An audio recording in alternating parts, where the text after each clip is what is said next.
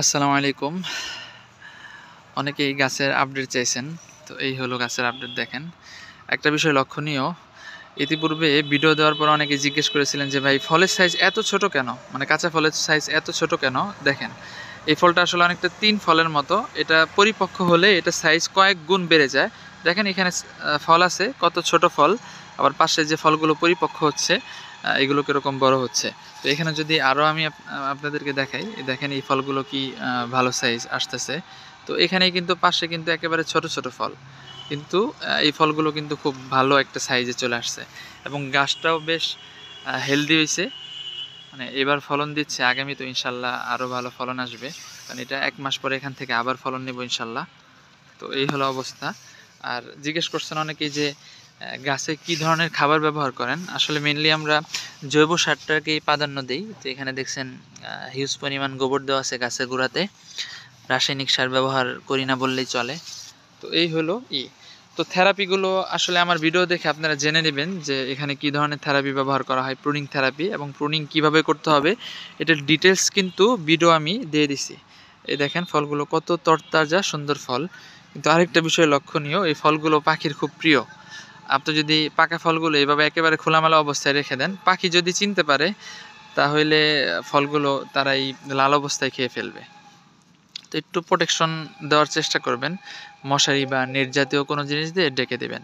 তবে অনেকে বলেন যে গাছ হেলদি হচ্ছে না, গাছ সুন্দর হচ্ছে না। দেখেন আমার গাছ, এখানে তো জৈব সার ছাড়া কিছুই দেওয়া নেই, কত হেলদি, কত সুন্দরভাবে বাড়তেছে গাছটা। দেখেন, একটা 100 লিটারের একটা হাফ ড্রামে গাছটা লাগানো। এটা হাফ ড্রামে লাগানোর উদ্দেশ্য এটাই, যাতে ছাদ বাগানিরা বুঝেন যে এটা অনায়াসে ছাদে চাষ করা যায়। মাটিতে যেরকম এটা চাষ করা যাবে, ছাদেও কিন্তু এটা একেবারে নির্দ্বিধায় চাষ করা যাবে, এবং এটার ফলন ছাদে আরও ভালো হবে। কারণ এই গাছটা সানলাইট খুব বেশি পছন্দ করে। আপনি যত বেশি সানলাইট পাবে এটার ফলন তত বেশি বাড়তে থাকবে। এই দেখেন, অল্প একটা ডাল, ছোট্ট একটা ডাল, একটা ডালেই কি পরিমাণ ফলন।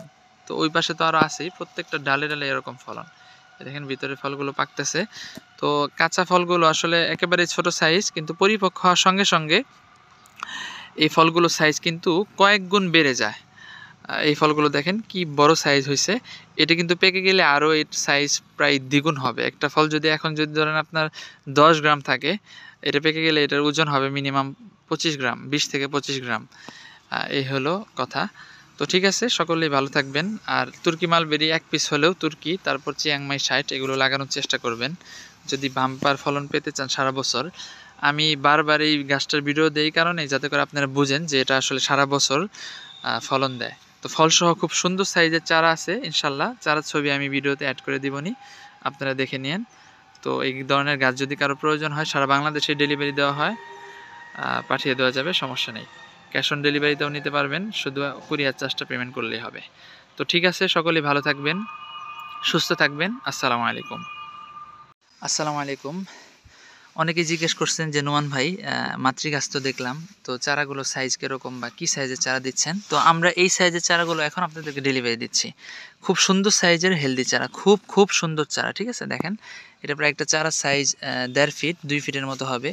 অনেক চারা 1 ফিটের মতো হবে। অধিকাংশ চারাতেই কিন্তু ফল আছে। আমি একটু ভিতর থেকে দেখাই। এই দেখেন প্রত্যেকটা চারাতেই কিন্তু ফল, প্রত্যেকটা চারাতেই ফল।